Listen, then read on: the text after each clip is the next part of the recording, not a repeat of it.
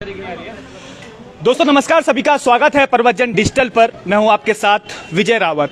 उत्तराखंड का इन दिनों जो सबसे बड़ा मुद्दा बना हुआ है वो है वीडियो और वीपीडीओ जो भर्ती धांधली हुई है। आप सभी को ही पता है, जो लगातार इस खबरों से जो जुड़े हुए हैं उन सभी को ही पता है कि अब तक क्या कुछ इस वीडियो और वीपीडीओ भर्ती धांधली में हुआ है। एसटीएफ ने कई लोगों को इसमें गिरफ्तार किया है, कई करोड़ों रुपए इसमें बरामद हुए हैं। लेकिन उन सबके बीच आप चेहरे आप ये देखिएगा, ये वो चयनित छात्र हैं जो वीडियो और वीपीडीओ में जिनका चयन हुआ। इनका कहना है कि आखिर इनकी क्या कुछ गलती है जो अगर इसमें धांधली हुई है। आप उन लोगों को पकड़िएगा जिन्होंने पैसे दिए हैं, जिनको ब्लैक शिप्स जिनको कहा जाता है, इन लोगों की गलती है। क्योंकि कई फोन मेरे पास ऐसा आए थे जिनका कहना है कि भाई हम तो बड़े गरीब तबके के लोग हैं, हमारे जो माँ बाप हैं बड़ी मुश्किल से हमें पढ़ाते हैं और उस पर हमारा जब सिलेक्शन हो जाता है तो उस पर भी सवाल खड़े होने शुरू हो जाते हैं। तो आखिर इनको सिलेक्शन जिन बच्चों को हुआ है उनका डीवी कब तक होगा। इनको ये भी डर है कि ये भर्ती कैंसिल तो कहीं नहीं हो जाएगी। तो तमाम ये आप ये देखिएगा डरे समय ये चेहरे जो हैं। आपका क्या नाम है भाई? सर मेरा नाम प्रवीण असवाल है। सर प्रवीण, क्या कुछ है ये पूरा मामला? क्योंकि अभी जो प्रक्रिया चल रही है, कई लोग इसमें पकड़े गए, भर्ती धांधली भी इसमें हुई है, ब्लैक शिप्स भी कहा जा रहा है। कहीं डर आप लोगों को भी होगा कि ये भर्ती कैंसिल ना हो जाए? सर डरे हुए हैं, बिल्कुल हताश हैं और तैयारियों में दिन रात लगे थे और डीवी हो गई है, नौकरी बहुत पास में थी। और हर दिन जो है, जब हम लोग हर दिन जो है न्यूज़पेपर देखते हैं तो वहाँ की जो रिपोर्टें होती हैं, उनकी रिपोर्ट को हम देखते हैं तो हम डर जाते हैं। सर जैसा कि आपने देखा होगा कि जो है हमारे चेयरमैन सर ने नैतिकता के आधार पर जो है उन्होंने इस्तीफा दिया। नैतिकता की बात हर जगह हो रही है। नैतिकता के आधार पर जब चेयरमैन सर ने जो है अपना इस्तीफा दिया, वैसे ही बात सर जो अगर नैतिकता की बात की जाए तो आजकल जो प्रिंट मीडिया है, थोड़ा नैतिकता वहाँ से मुझे कम दिखाई देती है। जब भी जो है हम एक तरफ जो है बयान सुनते हैं, एसटीएफ का बयान सुनते हैं, एक तरफ हम प्रिंट मीडिया को देखते हैं, तो दोनों में हमें कहीं ना कहीं एक अंतर दिखाई देता है।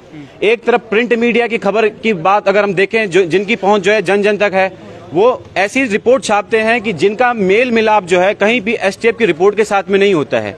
एसटीएफ के जो है एसएसपी अजय सर ने जो है कुछ दिनों पहले कहा कि भाई, जब उनसे मीडिया वालों ने पूछा कि आपके जो है क्या 500 लोग पकड़े गए हैं, तो जो है प्रिंट मीडिया 500 डाल रहे हैं और एसटीएफ सर कह रहे हैं कि अभी तक हमने कोई इस तरीके की जो है आधिकारिक तौर पे पुष्टि नहीं की है। तो सर यही है कि हम लोग जो है पहले से ही परेशान हैं, हताश हैं, और आप लोग जो है लगातार ऐसी खबरें डाल रहे हैं जिनका कोई सोर्स पता नहीं है। अखबारों में आता छपा हुआ सूत्रों के हवाले से, ये सूत्र कौन से हैं, हम इन सूत्रों को तो पता भी नहीं कर पा रहे हैं। आप क्यों परेशान हो रहे हैं? क्योंकि अभी तक ऑफिशियल तो कहीं से बाइट नहीं आई ना कि भाई आप लोगों की भर्ती कैंसिल होगी, इस प्रकार की तो कोई बाइट नहीं है। तो आप लोग परेशान किस वजह से? सर परेशान क्यों ना हो सर, हम अखबार पढ़ते हैं, वहाँ पे जब छप के आएगा और एसटीएफ की कोई एक जो है, क्योंकि अखबार हर कोई पढ़ता है, मोहल्ले वाला पढ़ता है, पिताजी पढ़ते हैं, माताजी पढ़ते हैं, कोचिंग वाले पढ़ते हैं। जो पढ़ते हैं तो बोलते हैं हाँ तेरा एग्जाम तो बहुत बिल्कुल धांधली चली थी, क्या हो रहा है तेरा है। पड़ोस वाले जलते हैं, हर कोई जलता है सर, ये बात तो आपको ही पता है। तो ये रही बात प्रिंट मीडिया से। जलने की वजह से परेशान हो रहे हैं आप लोग? सर जलने से परेशान नहीं हो रहे हैं, जब कटाक्ष पढ़ते हैं ना सर, तो कटाक्ष दिल पे लगते हैं। कटाक्ष पढ़ते हैं तो कटाक्ष दिल पे होते हैं। शिवप्रसाद सेमवाल जी भी हमारे साथ मौजूद हैं, उत्तराखंड क्रांति दल से ये हैं। सेमवाल जी, तमाम आप देख रहे होंगे जो भर्ती धांधली पे, तमाम आप अखबार भी पढ़ रहे होंगे, न्यूज चैनलों के माध्यम से भी पढ़ रहे होंगे। इसमें से कई धड़े अलग अलग बट गए। एक धड़ा वो है जिसने एग्जाम निकाले हैं, वो कह रहे हैं कि हमारी ज्वाइनिंग दो। एक धड़ा वो है जो कहते हैं कि भाई उनकी क्या गलती है जो 2 नंबर से रह गए, 1 नंबर से रह गए, क्योंकि थर्ड शिफ्ट में अगर धांधली हुई है तो सेकंड शिफ्ट वालों के नंबर बढ़ गए। वो कहेंगे हमारी इसमें क्या गलती है, क्योंकि इसमें अगर धांधली नहीं होती तो उनका नंबर भी आ जाता। एक तरफ वो लोग हैं जो पैसे दे के इसमें लगे हैं, जो लगातार एसटीएफ इसमें छापेमारी कर रही है। कई लोग पकड़े भी गए हैं, चेक भी बरामद हुए। पर तमाम प्रकरण देखते हुए आपको क्या लगता है कि क्या अब इसमें होना चाहिए, जो ये चयनित छात्र आपसे मिलने आए हैं? इसमें उत्तराखंड क्रांति दल का ये साफ मंतव्य है इसमें कि जो भी इसमें ब्लैक शीप्स हैं और जो लोग भी धांधली में शामिल हैं, चाहे कोई ऑफिसर हैं, चाहे कोई जनप्रतिनिधि है, चाहे कोई कोचिंग इंस्टीट्यूट का मालिक है, चाहे कोई छात्र है, जो भी व्यक्ति इस तरीके की धांधली में शामिल है, उनके खिलाफ सख्त से सख्त कार्रवाई होनी चाहिए। और ऐसी कार्रवाई होनी चाहिए एक बेंचमार्क हो आने वाली भर्तियों के लिए। नंबर 1 बात। नंबर 2 बात, हमारा ये साफ मानना है कि जो लोग इसमें सेलेक्ट हुए हैं उनको साफ, अगर आप जरा सा भी तुलना करोगे कि कितने बड़े स्तर पे पेपर लीक हुए हैं, वहां तक विजिलेंस के पास मामला है, वो अपने आप पहुंच जाएगी। और कड़ियां को कड़ियां से जोड़ करके ये साफ गूगल से लेकर के किन लोगों ने आंसर गूगल में कहाँ सर्च किए हैं, किसके कहाँ पे कॉल रिकॉर्डिंग्स हैं, सबके mobile data, WhatsApp call recording सारी चेक हो रही है, तो पता चल जाएगा कि कहाँ से कोई चीज शुरू हुई है और कहाँ तक जाकर के वो पेपर लीक का मामला पहुंचा है। तो क्योंकि मेरी आयोग के जो सचिव है उनसे भी बात हुई है, उनका कहना था कि ये पता करना इतना आसान नहीं होगा, अगर इसमें अगर इतनी सारी आयोग के पता करना इतना आसान कि वो आयोग के सचिव है, वो विजिलेंस के सचिव नहीं है। विजिलेंस का अपना एक तरीका होता है, अपनी टेक्नोलॉजी है, और जहां तक हम लोग भी जर्नलिज्म में रहे तो काफी हद तक हमें भी उनकी टेक्नोलॉजी मालूम है। मुझे लगता है कि अगर विजिलेंस के पास ये मामला पहली बार आया है इस तरीके से, और पहली बार विजिलेंस इसमें एक्टिव हुई है। एस राजू साहब ने विजिलेंस को पहली बार, पहले भी जो ग्राम विकास अधिकारी वाला मामला था वो भी विजिलेंस को भेजा था, लेकिन तब विजिलेंस ने कार्रवाई नहीं की थी, उसमें मुकदमा दर्ज करने के अलावा कोई कार्रवाई नहीं हुई थी। कई बार उनको रिमाइंडर भेजे गए, कई बार कार्रवाई हुई। हमारा ये मानना है, मतलब एक प्रथम दृष्टया साफ पता चलता है कि अगर इसमें एस राजू शामिल होते या सुनील बडोनी शामिल होते तो कभी भी अपने डिपार्टमेंट के खिलाफ वो जांच के लिए विजिलेंस को रिमाइंडर नहीं भेजते, कार्रवाई करने के लिए। किसी भी जांच एजेंसी को कोई क्यों खुद भेजना चाहेगा, और एक बार पत्र लिख देगा तो रिमाइंडर क्यों भेजेगा।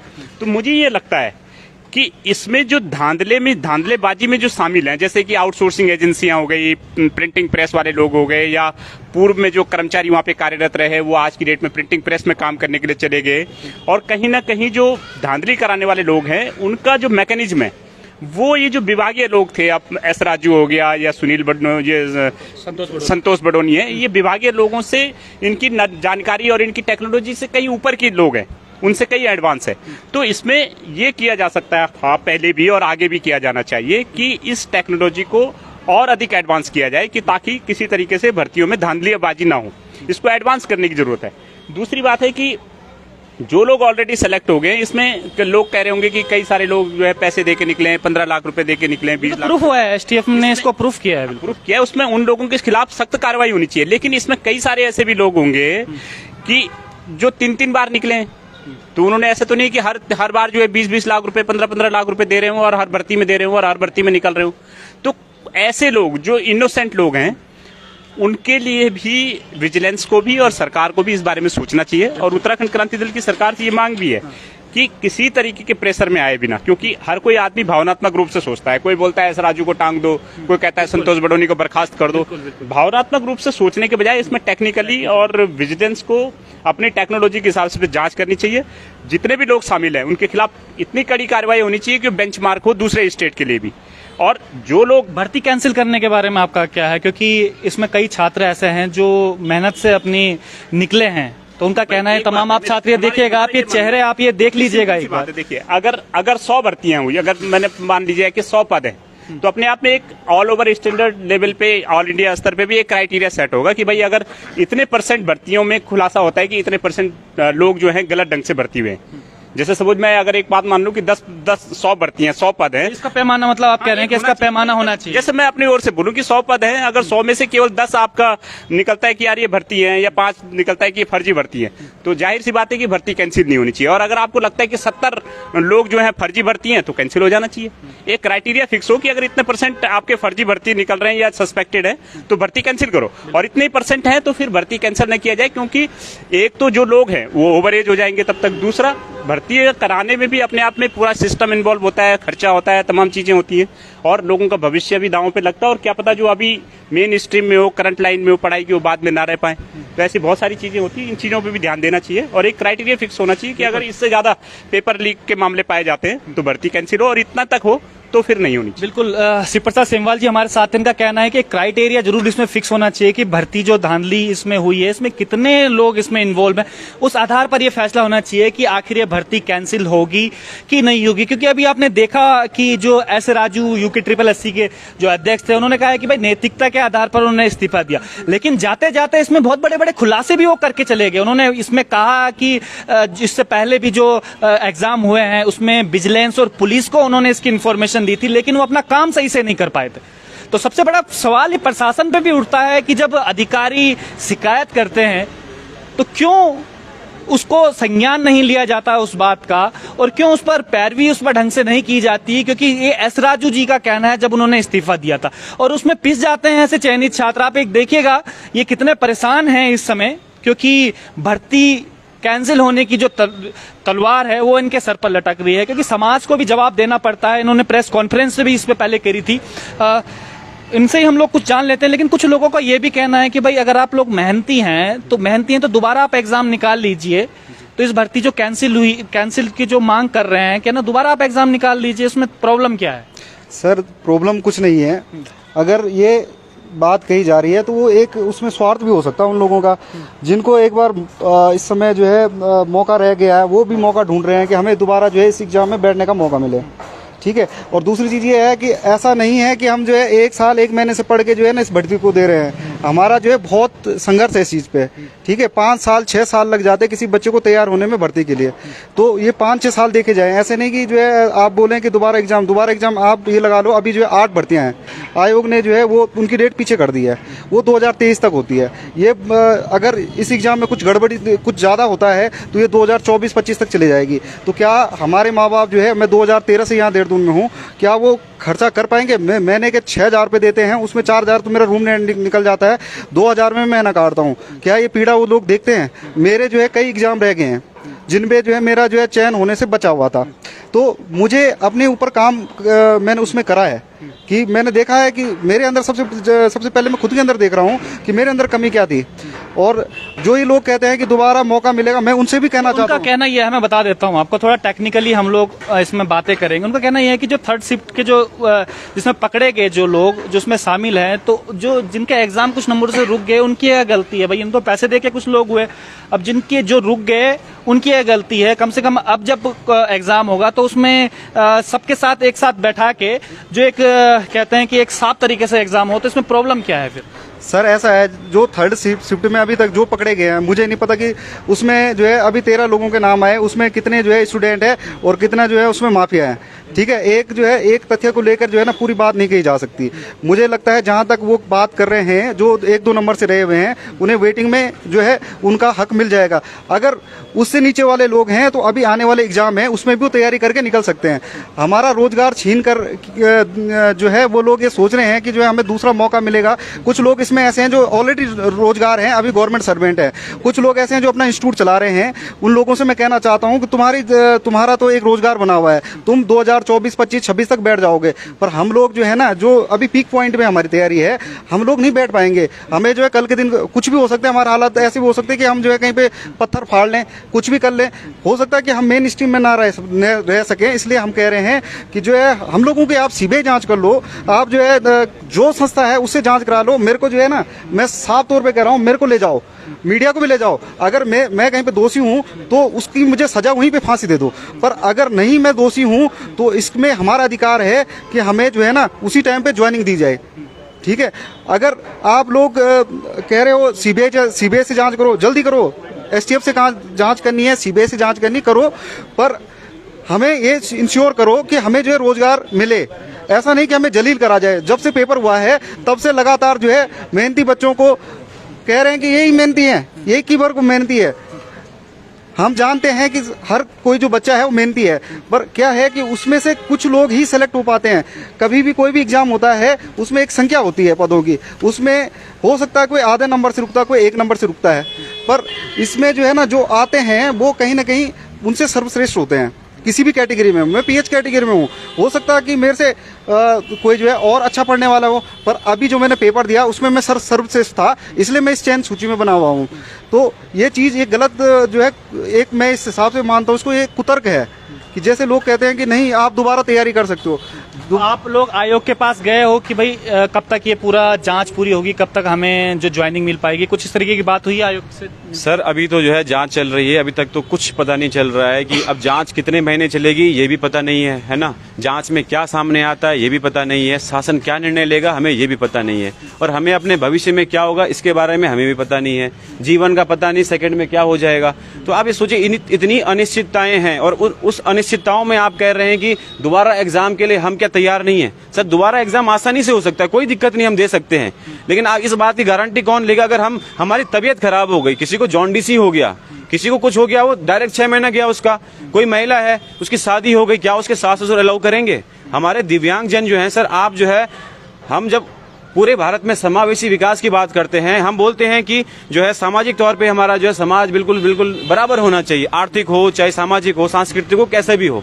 पर आप सोचिए ना सर कि एक महिला वर्ग है, उसकी शादी हो जाती है, शादी के बाद क्या उसको जो है अलाउ कर पाएंगे? भाई फैमिली प्लानिंग है उनके, क्या हो पाएगा, तैयारी हो पाएगी? आप तो चलो ठीक है, आपने क्राइटेरिया सेट कर दिया, दोबारा एग्जाम का कर दिया, लेकिन आप उन बच्चों के साथ कैसे न्याय करेंगे जो एग्जाम देने लायक नहीं है? किसी की तबीयत खराब होगी, किसी का हो सकता है कि किसी का एक्सीडेंट हो गया। आपको ये डर है कि दोबारा री एग्जाम होता है तो कहीं आप लोगों की तबीयत खराब ना हो जाए, या किसी जो महिला है उसके ये डर है आपको? सर हमें डर नहीं है, ये नहीं भाई, क्या क्या कह रहे हैं, क्या गारंटी नहीं है? गारंटी क्या है कि दोबारा एग्जाम निकल ही जाएगा। जैसे हर नेता, जैसे एक चुनाव लड़ा, दूसरी बार वो चुनाव जीतता नहीं है ना, वो हार भी सकता है। ऐसे ही मैंने 17 मार्च 2021 को पेपर दिया प्रोफेसर असिस्टेंट का, मेरा 9वां नंबर है, 9वां रैंक आया प्रदेश में। 26 सितंबर 2021 को सचिवालय सुरक्षा, सचिवालय गार्ड का पेपर हुआ, मेरा सिलेक्शन नहीं हुआ। तो आपको ये डर भी है कि दोबारा एग्जाम होने में? स्वाभाविक क्या है, दोबारा एग्जाम होगा, हो सकता है हमारा ना हो, तो इसमें हमारी गलती क्या है? किसकी गलती होगी इसमें, है ना? हम कौन कर रहे हैं? हाँ, और बात वो कर रहे हैं जो 40 नंबर वाले हैं, जो 45 नंबर 38 साल के लोग हैं कुछ,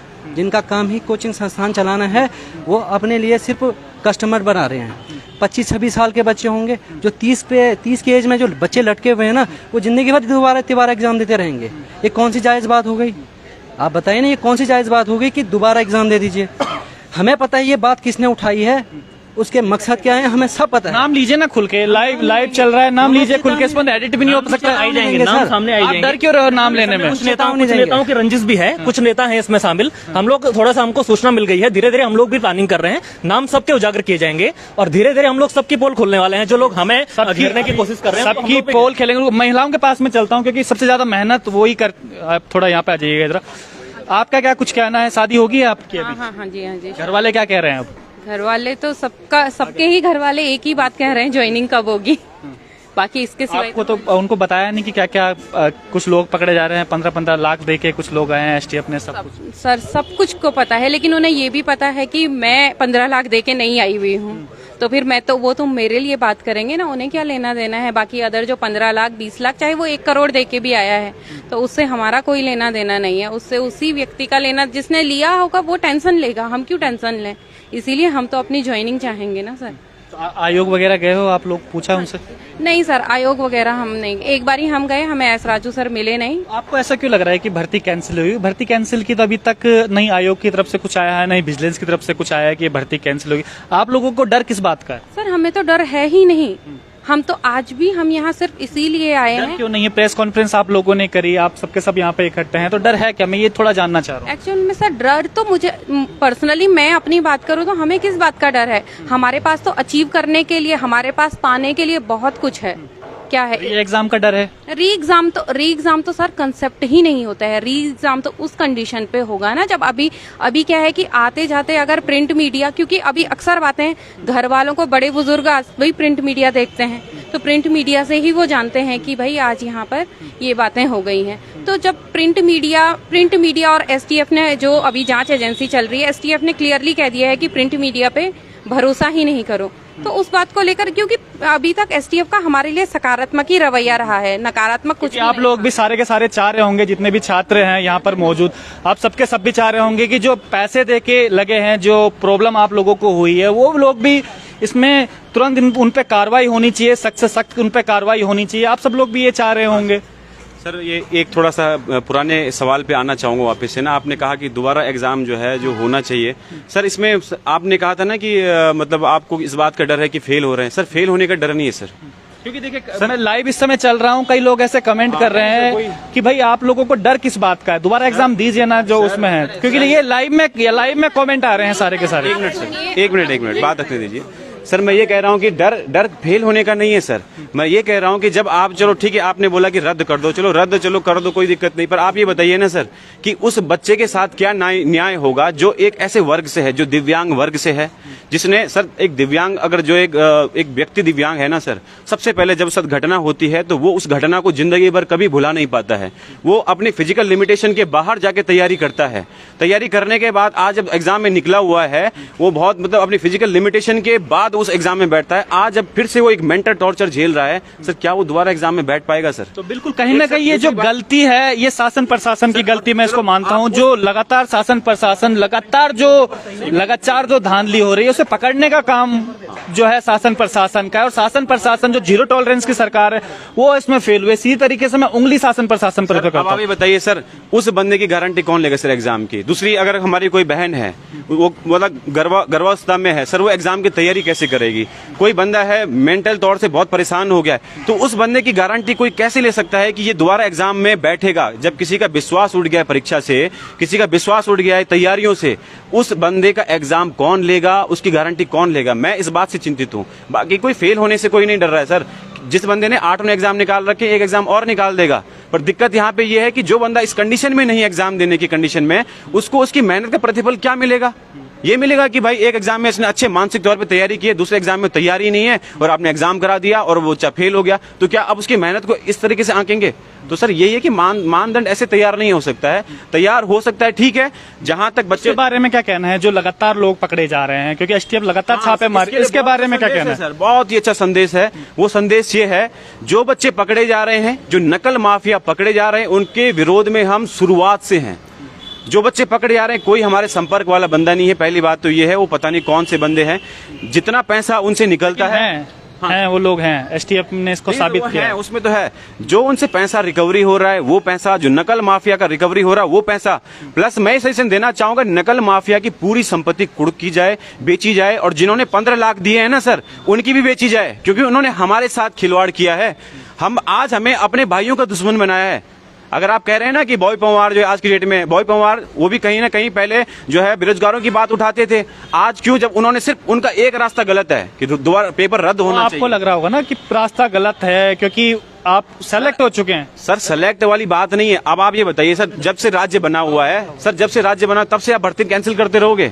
आप जो देखो ना सर, पिछले जो है आपका वीडियो एग्जाम वो उसमें पकड़ा गया, वो कैंसिल हो गया, और फॉरेस्ट गार्ड भर्ती थी और हाई कोर्ट वाली भर्ती थी, बहुत सारे एग्जाम हुए। तो क्या हमारे पास रद्द ही सॉल्यूशन रह जाएगा? अगर रद्द ही सॉल्यूशन है तो एग्जाम फिर करवा क्यों रहे हैं भाई? बीच का रास्ता आपको निकालना पड़ेगा ना, कि बीच का रास्ता कौन सा, कि भाई जो पकड़े जा रहे हैं उनकी संपत्ति कुड़क करो, एक जो है आपका नकल वाला जो कानून है वो निकालो, और उनकी संपत्ति जो कुड़क की जा रही है वो सर वो पैसा जो है ना कहीं सरकार के फंड में नहीं आना चाहिए। वो पैसा कहाँ लगना चाहिए कि आप जो है जो एग्जाम सेंटर नहीं बना पा रहे हैं, आपको जो है संरचना जो आपका इंफ्रास्ट्रक्चर बनेगा, एग्जामों के लिए इंफ्रास्ट्रक्चर होना चाहिए। भाई आप 6 मंजिला एक भवन बना दो, 2 भवन बना दो ना। अगर 20 करोड़ आपका इकट्ठा हो रहा है, 2 भवन बना के एक साथ एग्जाम करवा दो। लोग ये सवाल भी पूछ रहे हैं कि जो आज तक जो भर्तियां कैंसिल हुई थी, क्या उनमें मेहनती छात्र नहीं थे? सर उसमें मेहनती छात्र थे, लेकिन सर परिवर्तन ही जो है समाज का नियम है, परिवर्तन होना चाहिए। अब पिछली बार जो भी हुआ वो हमें पता नहीं, लेकिन इस बार आप देखो ना सर, इससे पहले कभी नहीं हुआ कि जो है एक वर्ग चयनित छात्र वाला खड़ा हुआ। कब हुआ खड़ा? कभी नहीं हुआ। लेकिन इस बार हम खड़े हैं क्योंकि हम देख रहे हैं कि क्या ये चलता रहेगा, 10 साल तक चलता रहेगा। पहले हम तैयारी करेंगे, पैसा खर्च करेंगे, फिर बीच में आ जाएंगे रद्द करो। 45 नंबर वाले आज जो है धरने बैठने के लिए तैयार हैं, और जो 75-80 वाले हैं वो चुपचाप घंटी बजाते रहे। सर बताओ ना सर, आप क्या हम घंटी बजाते रहे? 75-80 नंबर वाले, क्या हम जो है सड़कों पे ना बैठे? हमारे माँ बाप बच्चे बेचारे जो है सब जो है तैयार हैं, बुजुर्ग तैयार है। अब जो है उनको नंबरों से क्यों तोल रहे हैं? हो सकता है कोई बच्चा पढ़ने में अच्छा हो, कोई तो कम हो, 35-40 नंबर, और उसका आप ऐसी बातें क्यों कर रहे हैं? सर हमें किस आधार पे तोला जा रहा है? फिर जब हमारे नंबर अच्छे हैं तो हमें फिर किस आधार पे? जब आपने देखा होगा अभी आपका चल रहा है ना, ट्रोल किया जा रहा है। क्यों ट्रोल किया जा रहा है बताओ? ट्रोल क्यों? ट्रोल तो उनको किया जा रहा है जो ब्लैक शिप्स हैं, जो पैसे देके आप अपने आप को क्यों मान रहे हो सारे के सारे? मैंने आपके सामने तो कहा कि उनकी संपत्ति कुड़क होनी चाहिए। इससे ज्यादा आप मुझसे क्या सुनना चाहोगे? ट्रोल खुद क्यों हो रहे हैं? खुद पे क्यों बात ले रहे हैं? आप कह रहे हैं कि हम ट्रोल इसमें हो रहे हैं। जो बार बार रद्द वाला शब्द, जो बार बार रद्द वाला शब्द है सर, इससे हम मेंटली बहुत ही प्रेशराइज्ड हैं। हम इसीलिए हम लोग इसीलिए परेशान हैं कि जब ये बात हो रही है। बाकी आप जांच करवाओ, कुछ भी करवाओ, हमें कोई फर्क नहीं पड़ता। अभी आकर हमें सीबीआई से जांच करवाओ, हमें कोई फर्क नहीं पड़ता। हम तैयार है करवाने। आप टाइम की बात करो ना कि भाई इतने टाइम के अंदर आप इसको खत्म करो, जांच करो, हमें ज्वाइनिंग दो। आप एक टाइम लिमिट की बात करो इसमें। सर एक चीज बताइए सर, हर चीज का ठेका हमने ले रखा है। अग्नि परीक्षा देने के लिए तैयार हम हैं। हमने एक लिस्ट बना रखी है। आपका चयन आपका हुआ है तो ठेका भी तो आपको लेना पड़ेगा ना। आज आप यहाँ पर आज मीडिया के सामने आप आए हो तो इस बात के लिए ही आए हो। सर मैं ये कह रहा हूँ, देखो 2-3 चीजें बता रहा हूँ। सबसे पहले मैं पत्रकारिता पे जाऊंगा, प्रिंट मीडिया पे जाऊंगा। पहला आप अपनी जिम्मेवारी समझें। सवाल का जवाब आप दीजिए जो मैंने सवाल आपसे पूछा है अभी। क्या सवाल था सर? भूल सवाल मैंने आपसे ये पूछा था कि भाई आप जो ये बात हो रही है री एग्जाम देने की जो बात हो रही है, जो आप लगातार जो सवाल आप लोग ये कर रहे हैं, तो इसमें प्रॉब्लम कहाँ पर आ रही है? बार बार यही तो हम बात कर रहे हैं आपसे। प्रॉब्लम ये आ रही है सर, हर चीज का आकलन जो है सर, आप क्या देखो, हम जो है परेशान हो रहे हैं। प्रिंट मीडिया में छपता है कि भाई इस तरीके से हो रहा है, रद्द हो रही है, चलो हम परेशान। आप ये सोचिए सर, बीच का रास्ता भी तो होता है। जब आप देख रहे हैं कि भ्रष्टाचार रुक नहीं पा रहा है, लगातार इतने सालों से चल रहा है, तो अगर आप हर एग्जाम भर्ती कैंसिल करने पे आओगे ना सर, तो कोई एग्जाम बचेगा नहीं। तो क्या इस राज्य में क्या कोई भी एक जो है सरकारी नौकरियों के लिए बिल्कुल सपना देखना बंद कर दे? मैं इसी बात के लिए कह रहा हूं कि कम से सरकार से सवाल क्यों नहीं पूछता? आप धामी जी से मिलिए ना, बोलिए उनसे कि भाई आप इस तरीके से क्यों कर रहे हैं, आपकी वजह से हमें परेशानी हो रही है। जो ये बच्चे जो पकड़े जा रहे हैं 15-15 लाख रुपए जिन्होंने दिया, उनकी वजह से हमारी क्या गलती है? अब हमें तो बता दीजिए हमारी ये गलती है। तो सरकार से सवाल पूछिए ना आप। लेकिन जो ये जो पेपर की बात आप कर रहे हैं कि पेपर रद्द करने की बात कर रहे हैं, भाई लीक का अगर मामला उठेगा तो रद्द करने की बात तो करेंगे। सर जो मीडिया है ना, मीडिया किन लोगों की आवाज पहुंचाता है सरकार के पास, जिनकी आवाज सुनी नहीं जा रही। अब आप हमारे सामने हमारा इंटरव्यू ले रहे हैं, तो ये बात सरकार तक जाएगी ना। इसीलिए तो हम कह रहे हैं कि सरकार हमारा संज्ञान ले। जिन आपके माध्यम से मैसेज देना चाह रहे हैं कि सरकार हमारा संज्ञान दे, हम आपके जो है, हम उत्तराखंड के जो है भविष्य बनाने में बहुत योगदान देंगे। हम मेहनती ईमानदार हैं, हम हमारे जो है किसी भी तरीके से जो उत्तराखंड पीछे गर्त में नहीं जाएगा। अगर हम लोगों चयनित छात्र मेहनत करके आए हैं, हम उत्तराखंड को आगे ही लेके जाएंगे। हम सरकार विरोधी नहीं है, पर मेहनत वाले छात्रों को उनका मेहनत का प्रतिफल मिले। हमने जो मेहनत की है ये रास्ता नहीं निकले कि भाई लगातार आप पिछले एग्जामों में देखो, क्या हर एग्जाम को कैंसिल करते जाओगे? जो भर्तियों में सिलेक्ट हो गए उनको भी बाहर निकालोगे? बीच का रास्ता निकालना पड़ेगा ना। बीच का रास्ता ये है कि भाई आप जो है, जो एग्जाम आपने करा रखे हैं, इनमें जो पकड़े जा रहे हैं इनको कुछ भी करो, हमें मतलब नहीं है। इनकी संपत्ति का कुछ भी करो, हमें मतलब है इनका पैसा। इस भाई ने बहुत अच्छी बात एक कही है कि जो बच्चे पकड़े जा रहे हैं, जो पैसे देते हैं, उनकी संपत्ति कुड़क की जाए और जितना भी उनका पैसा वसूल होता है, इन जो गरीब जो छात्र हैं उनके हितों में ये लगाया जाए। ये बहुत अच्छी परीक्षा के हितों में इसका लगाया जाए। आप कुछ कह रहे थे उस समय? सर अभी आपने कहा कि आप लोग डर रहे हैं या आप लोग बच रहे हैं। आप लोग मुझे बताइए कि सवाल बहुत सारे हैं, जवाब ढूंढना बहुत मुश्किल हो रहा है आज के टाइम पे। आप अभी बोल रहे थे आप ट्रोल करने से डर रहे हैं। आप अगर मुझे बताइए, मैं 2 साल से यहाँ पे पढ़ाई कर रहा हूँ, टाइम बहुत हो गया, लेकिन वीडियो की अगर मैं बात करूँ, दिसंबर में आ गया था और 20 में, और उसके बाद अभी तक कर रहे हैं। अभी आपने शुरुआत जब वीडियो बनाने की अपने न्यूज़ की करी, तो आपने 5 मिनट का एक बाइट दी थी और उसमें आवाज़ नहीं आई, ठीक है, और उसको आपको कैंसिल करना पड़ा, ठीक है। उस 5 मिनट के लिए आप परेशान हो गए कि मुझे दोबारा करने के लिए पड़ेगी वो चीज़, और हम 2 साल से लगे हैं वो चीज़, ठीक है। इसमें कौन गारंटी देगा? बता दो भाई, बहुत अच्छी बात बोलिए। मैं बता रहा हूँ, ये प्रैक्टिकली चीज़ है सर, आपके सामने हुई है चीज़, ठीक है। हम 2 साल से कर रहे हैं, हमारे पास। लेकिन मैंने फिर भी किया ना लाइव दोबारा। मैं बता रहा हूँ, मैंने फिर भी किया ना दोबारा, क्योंकि कोई ऑप्शन नहीं था मेरे पास। आपके पास ऑप्शन नहीं था, हमारे पास ऑप्शन है ना सर। हम एक्चुअली बोल रहे हैं कि सेग्रीगेशन कैसे होगा। पाषाण काल में कोई नहीं रह रहा है आज के टाइम पे, ठीक है ना। अगर 13 लोग पकड़े जा सकते हैं तो 13 की जगह जो 30 और हैं उनको भी पकड़ा जा सकता है। दूसरी चीज़ ये है कि मेरे कुछ सवाल सभी से हैं, आपसे भी हैं, नैतिक आधार पे जो जिम्मेदारी लेना चाहते हैं उनसे भी है। पहली बात ये कि हमारा जो इतनी तैयारी में हमारी जो मनी गई, हमारा जो टाइम गया, हमारी जो रेस्पेक्ट गई, हमारा जो फ्यूचर गया, इसकी जवाबदारी कौन लेगा? और चलो सब कुछ मिल भी जाए, आप ये बताओ कि हमारा वो टाइम वापस कौन देगा? आज मेरी उम्र 32 साल पूरी हो चुकी है, ठीक है। आपको क्या लगता है कि मैं 34 साल 35 साल 40 साल तक पढ़ाई करता रहूंगा? मेरे अभी पीसीएस का आपको ऐसा क्यों लगता है कि आपकी रिस्पेक्ट गई? मैं थोड़ा ये समझ नहीं पाया, आपको ऐसा क्यों लगता है? मैं बता रहा हूँ सर, मैं बता रहा हूँ। देखिए, आपने कहा कि रिस्पेक्ट कैसे गई मेरी। आप इनको पता है कि मैंने मेहनत की है, मेरे घर वालों को पता है मैंने मेहनत की है, मुझे पता है मैंने की है। सामने वाला क्या बोल रहा है कि यार मैं कैसे पता करूं कि मुझे कैसे लगेगा तूने पैसे नहीं दिए, ठीक है। तो अगर मैं आपको बोलूं कि मुझे कैसे पता नहीं, कि मुझे, मैं आपसे एक क्वेश्चन करूं कि मुझे कैसे पता चलेगा? खुद ही मान रहे हैं आपकी रिस्पेक्ट गई, सबको पता है, जग जाहिर है। आज आप कैमरे के सामने लाइव आप आ रहे हो तो इसका मतलब आप कहीं ना कहीं सच्चे आदमी हो, आप बिल्कुल मेहनती छात्र हो। इसीलिए हमें मेहनती होने का ना आज ये फल मिल रहा है सर, फल मिल रहा है हमें कि हमें ये काम करना पड़ रहा है। लोग ये नहीं सोच रहे कि अगर फ्रॉड होने के बाद भी ये लड़के निकले हैं तो इन्होंने किस हद पे पढ़ाई की होगी, और सरकार में अगर ये चले जाए तो किस हद तक सरकार का फायदा होगा, ये कोई नहीं देख रहा है। सब लोगों को ये लगा है कि 40 नंबर लाने के बाद कि हो जाएगा, ठीक है। तीसरी शिफ्ट की बात कर रहे हैं, मैं 81 नंबर लाके 3 नंबर पीछे फिर भी सिलेक्शन लिया, ठीक है ना। मेहनत करो ना, मेहनत का कोई तोड़ थोड़ी है। ये मेरिट है, मेरिट रबड़ की तरह नहीं खिंचती है। 100 अगर सीट है तो 100 को लिया जाएगा, 101 को नहीं लिया जाएगा, ठीक है। 100 में से अगर कोई फर्जी निकलता है तो उसको 1 को बाहर करके 101 में तब आएगा, यानी न्याय हो जाएगा उस एक के साथ में जिसने यहाँ ये किया था।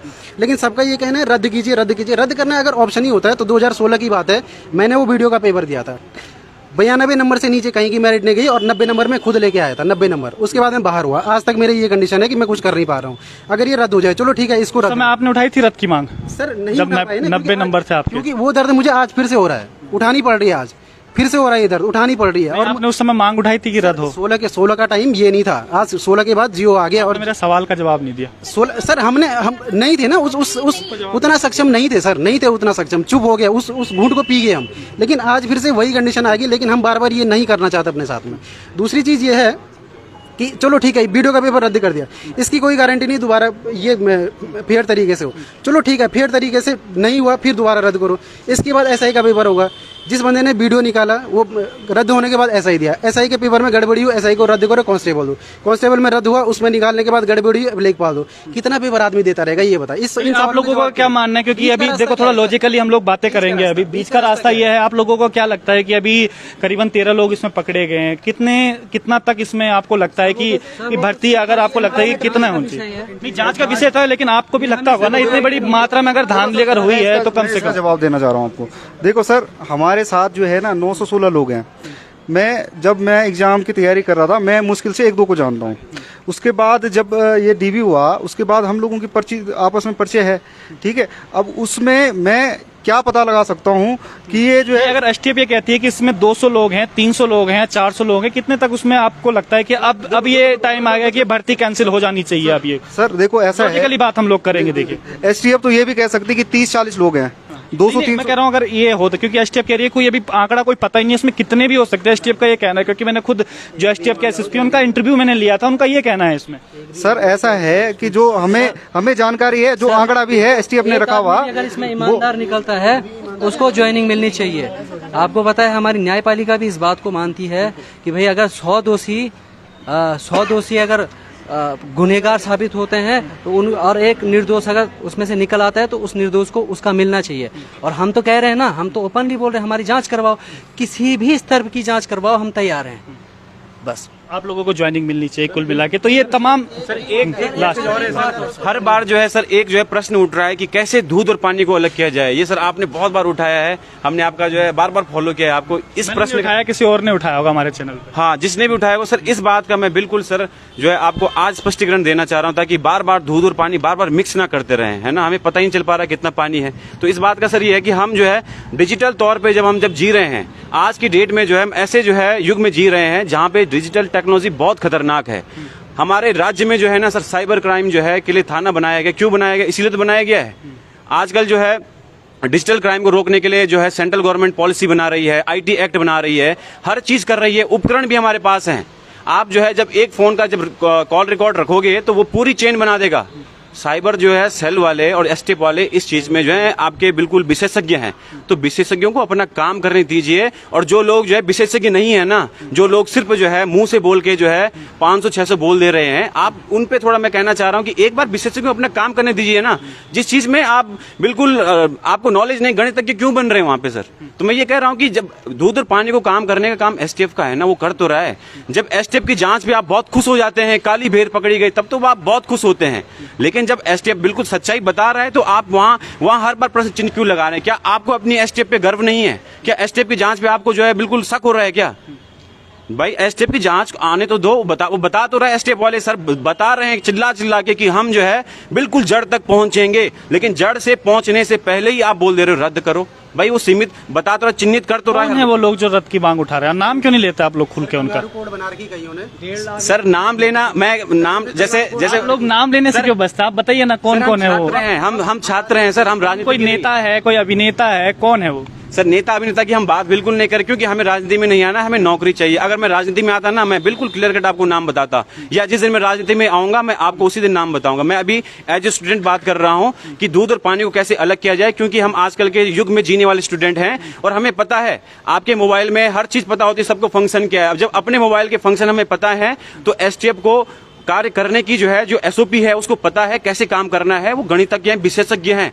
वो बात जो है आपके मोबाइल से हर डेटे को ये निकाल देंगे और आपने किसको कॉल किया है, किसको फॉरवर्ड किया है, व्हाट्सएप हो, टेलीग्राम हो, वो बातें तो आप लोगों पर भी लागू होती है ना, क्योंकि आप लोग भी लगातार प्रेस कॉन्फ्रेंस आप कर रहे हैं, नेताओं से आप लोग मिल रहे हैं, तो आप भी सब्र रखिए ना। जो जांच हो रही है जांच होने दीजिए। आप क्यों बौखला रहे हैं सारे के सारे? नहीं रहे सर, हम जो है जो गलत अफवाहें फैला रहे हैं, जो पहले से ही जो है एक ऐसा रास्ता बीच का निकाल रहे हैं। अफवाहों से डर रहे हैं आप लोग सारे के सारे? सर हम समाज में रह रहे हैं सर, हमारा गलत अफवाहों को के खिलाफ विरोध करना क्या गलत बात है सर? आप बताइए, आप ही बताओ सर। इसमें एक बात ये है, जब तक हम लोग सिलेक्टेड लोग सामने नहीं आ रहे थे ना, तब तक बहुत सारे लोग कह रहे थे कि सिलेक्टेड लोग तो हमें दिख नहीं रहे हैं, सारे भ्रष्ट हैं, 916 के 916 लोग सब भ्रष्ट हैं। अब हम सामने आए हैं, अब कह रहे हैं कि क्यों बौखला रहे हैं? कहाँ बौखला रहे हैं? अपनी मांगों को लेकर बातचीत कर रहे हैं, अपने साथ न्याय के लेकर बातचीत कर रहे हैं। न्याय की बात करना बुरा है क्या? भारतीय संविधान की प्रस्तावना में उन्होंने एक सवाल उन्होंने एक सवाल बोला था कि भाई कुछ लोग हैं जो कह रहे हैं कि दूध और पानी को आप अलग कीजिएगा। आपने ये सवाल उठाया था कि वो एसटीएफ की जांच पूरी होने दीजिए। मेरा सवाल वो आप पे भी है कि आप लोग क्यों इतना कर रहे हैं? एसटीएफ को जांच करने दीजिएगा। आप भर्ती कैंसिल की कौन बात कर रहा है इसमें? सर हमने बहुत पहले भी कहा था कि हम तैयार हैं अग्नि परीक्षा देने के लिए, हम भी तैयार हैं।